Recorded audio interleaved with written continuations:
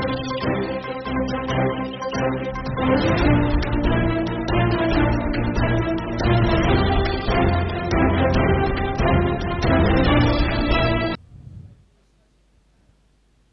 आयोग से जुड़े हुए एक महत्वपूर्ण विषय पर भारतीय जनता पार्टी का एक प्रतिनिधित्व मंडल नेता प्रतिपक्ष आदरणीय राजेंद्र राठौड़ जी के नेतृत्व में चुनाव आयुक्त से मिलकर आया है।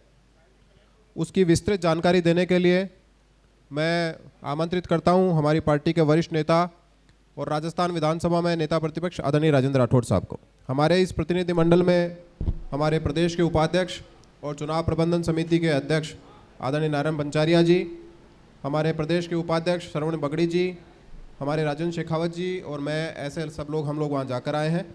मैं आदरणीय राजेंद्र राठौड़ साहब से आग्रह करता हूँ कि वो सबको संबोधित करें।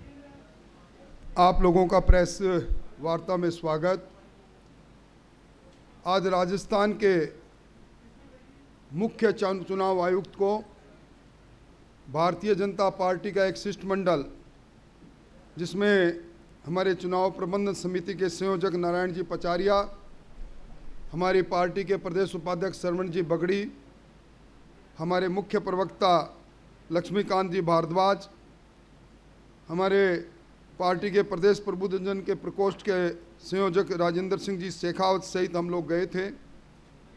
हमने चुनाव आयोग के सामने राजस्थान की मुख्य सचिव उषा शर्मा, जिनका कार्यकाल समाप्त हो गया था और 16 जून को राजस्थान की सरकार की सिफारिश पर जिनका कार्यकाल को उनकी सेवानिवृत्ति तिथि के पश्चात 31 दिसंबर 2023 तक को बढ़ाया गया था, उनको लेकर हमने आपत्ति दर्ज करते हुए ये कहा कि चुनाव आयोग ने जो 2 जून 23 को जो इंस्ट्रक्शन जारी किए हैं, इंस्ट्रक्शन क्रमांक 437/6/1 फंक्शन MCC 2023, उसमें लिखा है कि all the official of the state except those posted in the office of the CEO chief election officer who are on the extension of the service और reemployment in different capacity will not be associated with the election related work.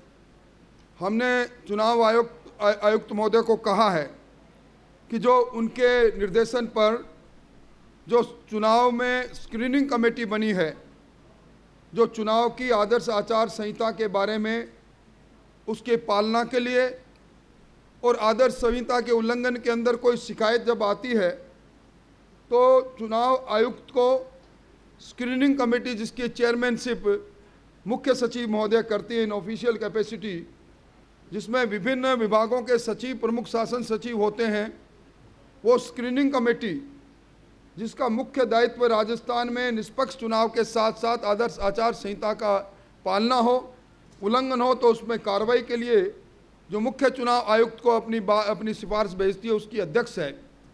इस नाते वो सीधा राजस्थान में विधानसभा के आम चुनाव के साथ उनकी संलिप्तता है, इसलिए उनको अपने पद पर वैधानिक तौर पर चुनाव आयोग भारत सरकार के निर्देश के आधार पर एक दिन भी पद पर रहने का अधिकार नहीं।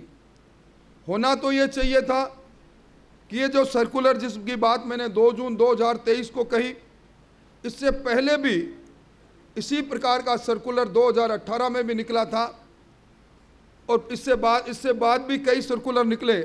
स्वतः ही चुनाव की घोषणा के साथ ही राजस्थान के मुख्य सचिव को अपने पद को छोड़ देना चाहिए, परंतु हम देख रहे हैं लगातार अधिकारियों के स्थानांतरण से लेकर विभिन्न सरकारी गतिविधियों में मुख्य सचिव जी भाग ले रही है और उसके साथ ही जो चुनाव आयोग के द्वारा जारी किए गए स्पष्ट निर्देश है उनका ये उल्लंघन है।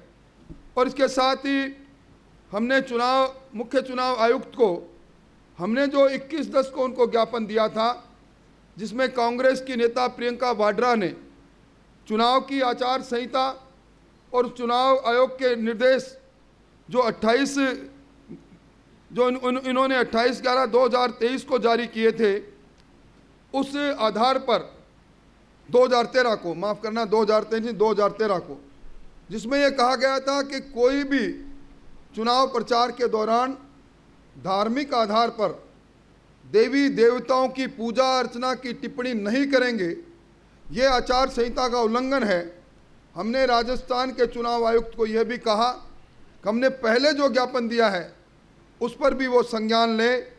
इन दोनों विषयों को लेकर हमने वो सारे सर्कुलर और जो समय समय पर उच्चतम न्यायालय ने इस संबंध में अलग अलग संबंधों में निर्णय दिए, उनके साथ हमने आज मुख्य चुनाव आयुक्त राजस्थान को ज्ञापन दिया है और हमारा एक डेलीगेशन शिष्टमंडल भारत के मुख्य चुनाव आयुक्त को भी आज ज्ञापन देगा।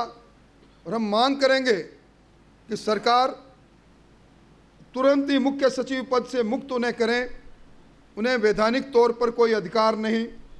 उनके द्वारा जो निर्णय लिए गए हैं चुनाव की आचार संहिता की घोषणा के बाद, वो सारे निर्णय शून्य है, क्योंकि एक व्यक्ति दो कैपेसिटी में काम नहीं कर सकता। वो मुख्य सचिव भी है और उषा शर्मा जी, अलग अलग इनके दोनों को देखकर हमने जोड़कर नहीं देख सकते।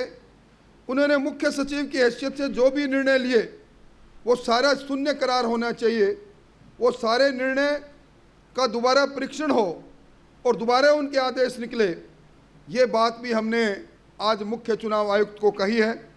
मोटे तौर पर मैं कह सकता हूं कि जहां एक और आदर्श आचार संहिता के लगने के बाद सरकार ने जो महंगाई राहत कैंप के नाम पर जो अन्नपूर्णा किट बांटने की बात कही थी, चूंकि उनका बजट सिर्फ 3 महीने के लिए इन्होंने लिया था, पूरी राशि नहीं ली थी। Smart telephone, Annapurna kit, cylinder में सब्सिडी, सारी योजनाएं बंद हुई है। इस कारण से नहीं कि आचार संहिता, बल्कि इस कारण से कि सरकार ने बजटीय प्रावधान नहीं किया था। मोटे तौर पर मुझे इन्हीं बातों की ओर रेखांकित करना था। हमारे शिष्टमंडल में गए नारायण जी, आपको कोई सवाल करना तो आप सवाल कर लें।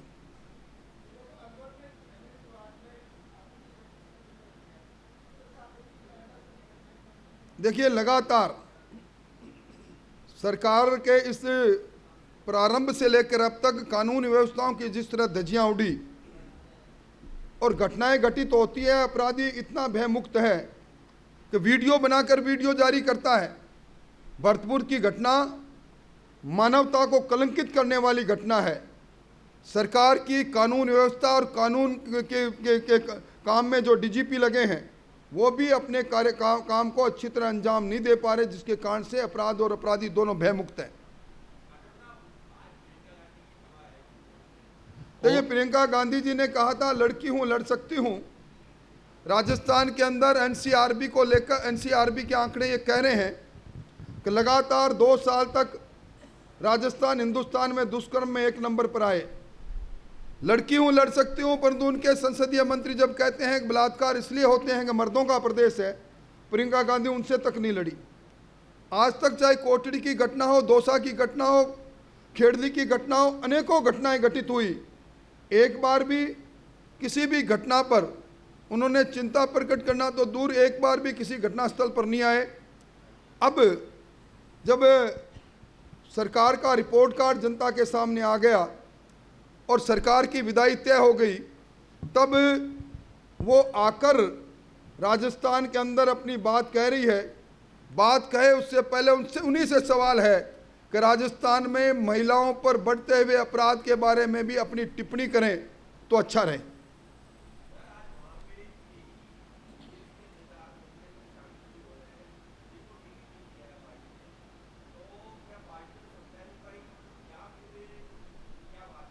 देखिए, कैडर बेस्ड पार्टी है। पार्टी के आलाकमान का निर्णय की पालना करना प्रत्येक कार्यकर्ता का कर्तव्य है। कुछ कतिपय लोग हो सकते हैं जो आज लक्ष्मण रेखा को पार करके और जिन पर पहले से ही अनुशासन कमेटी ने जिनके बारे में संज्ञान ले रखा है, उन्हें आभास था कि वो अनुशासन, भारतीय जनता पार्टी का अनुशासन समिति कार्रवाई करे, इससे पहले वो पाला बदलते हैं। तो इससे पार्टी के सेहत पर, राजनीतिक दल भारतीय जनता पार्टी, इस पर कोई असर पड़ने वाला नहीं।